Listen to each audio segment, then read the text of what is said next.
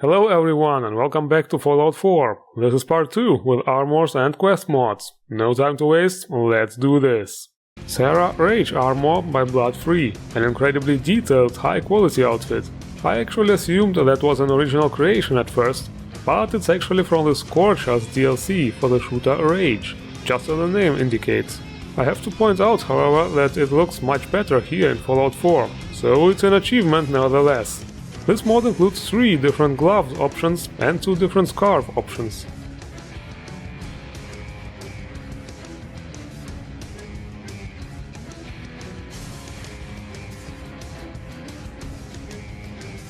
Next we have another one of those, TERA Punk outfit by Derbsdale. Looks like just the right outfit to rock the Commonwealth up a bit with those spikes and studs. Lots of separate parts on this one, all those belts, straps and armbands can be equipped separately, so you can use them on other armors if you don't like the whole outfit. There is also a little extra item included, a stylish guitar melee weapon to rock your enemies, or to use as decoration, since it does look really cool.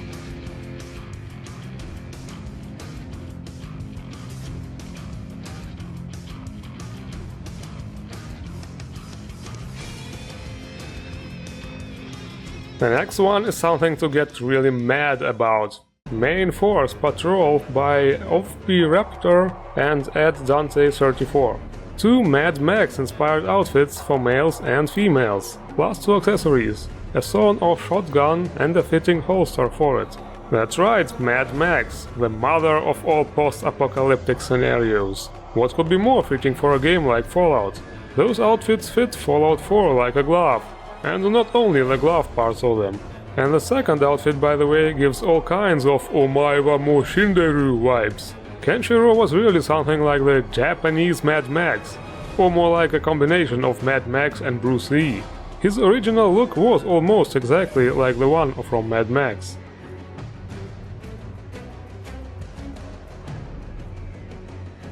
The next mod is a way more casual outfit, Dave's Wasteland Sweater by davethedrunk. A simple and easy outfit, more suited for free time activities rather than hardcore wasteland survival crawl. The colors of the pants and sweater can be modified separately at the armor workbench.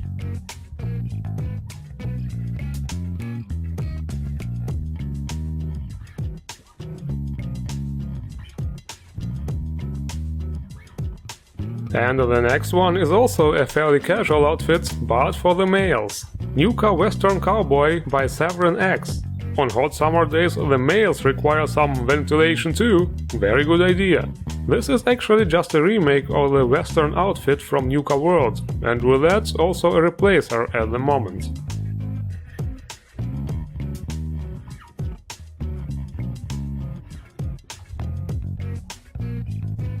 And last but not least, we have a helmet. Predator Ballistic Mask by Nevermind43.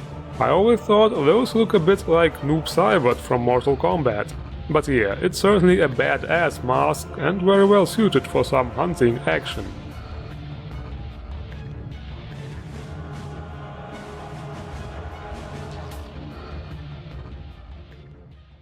Alright, we are properly equipped, now it's time for a field test. Fortunately, we have lots of quest mods for this. Claustrophobia by SuperNath97. This is a spooky, creepy themed mod, where the objective is to investigate an apartment complex. This mod is inspired by the cancelled Silent Hill game, Silent Hills. And if you are familiar with this series, you will know what lies in wait for you in this mod. You will navigate through really dark and creepy rooms, accompanied by creepy background sounds, discovering notes to give you a little backstory, and also create an even more suspenseful atmosphere. There are also some occasional scripted events with sound effects to make you shit your pants a little bit.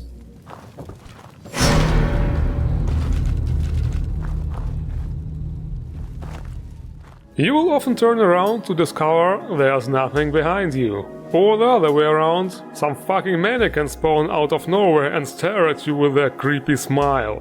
There are also some monsters, but here is a free tip for you. Don't try to fight them, because they are invincible. This mod is not about fighting, but rather making it through this in one piece. Think Alien Isolation. This mod is really like the classic horror experience. It is absolutely recommended to play this at night and with headphones to maximize the effect. Also make sure to leave the followers behind, especially since this place is, just as the name of the mod implies, often very narrow and they will just get in the way anyway.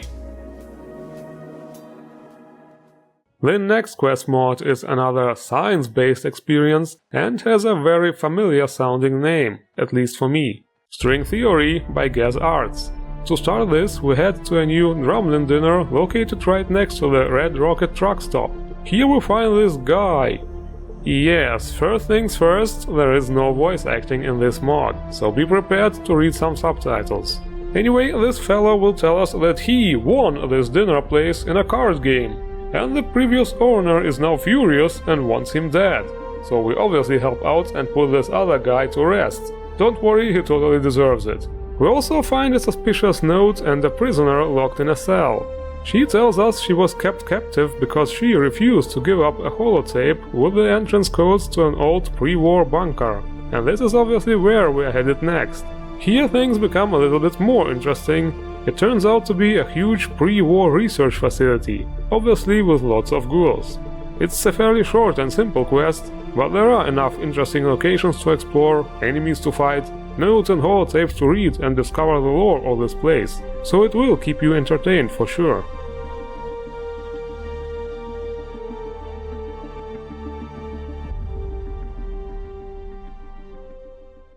And now prepare thyselves, because the next quest mod means business. Northern Springs DLC by Modular Illusions. That's right, a huge DLC size mod, with its own world space larger than Far Harbor or Nuka World, over 25 quests and 3 large settlements. Unbelievable. To get to this new world space, just head to the very northwest of the map. The first thing I came across here was a group of angry super mutants, but fortunately this guy here helped out a bit. I'm Jared Fitch. I'm a caravan escort sent by the Brotherhood of Steel. I'm the commander of this mission. My job here is to make sure that people travel safely from the settlement of Sanatogan back into the Commonwealth. He was really cool, so cool that he had his own cryonator even. But that aside, he really talks a lot. He gave some directions and background of this place and nearby locations, and even mentioned an ongoing turf war. We are in the middle of a turf war between 3 raider gangs and a group who call themselves the Kagutsouchi. And after the long conversation, he even offered to lead us to this city called Sanatogan. The first impression of this quest mod is a very positive one, although I should mention that it's in beta state right now, and it was definitely noticeable here and there. The enemies' balancing seemed a bit off, for example. While some enemies were easy to kill, the wolves seemed to have way too much HP, around the same as death claws. And speaking of creatures, yes, there are a lot of new enemies in this mod. The previously mentioned Kagutsushi wear samurai armor, wield katanas, and even have their own trained pet death claws. I mean, whoa, slow down there, Satan! Whoa, whoa, whoa! You there! I cannot let you pass unless you state your business.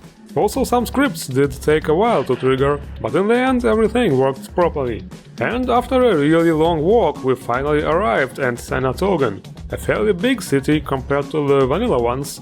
The voice acting is top for the most part of this mod, but some NPCs have weird sounding voices and some are completely silent. Hi, how are you doing? Hey. This area Yes? appears to have quite the calming effect on you, sir. Bring forth some news of utmost importance. Man, this weather sucks. My daughter has gone missing. Considering that this is a beta release, it is already in a fairly good and definitely playable shape. The important NPCs have decent voice acting, the quests work, the shops work, I noticed custom music on the radio, and the most important thing, giant mushrooms. Sick shrooms you got there, man, whoa! So yes, it's definitely worth tracking. And this is it for this episode. The links to all mods, as always, in the description below. Don't forget to endorse the mods you like. And if you enjoyed this review, don't forget to hit the like button and subscribe for more. That really helps my channel a lot. I thank you all for watching, and see you around.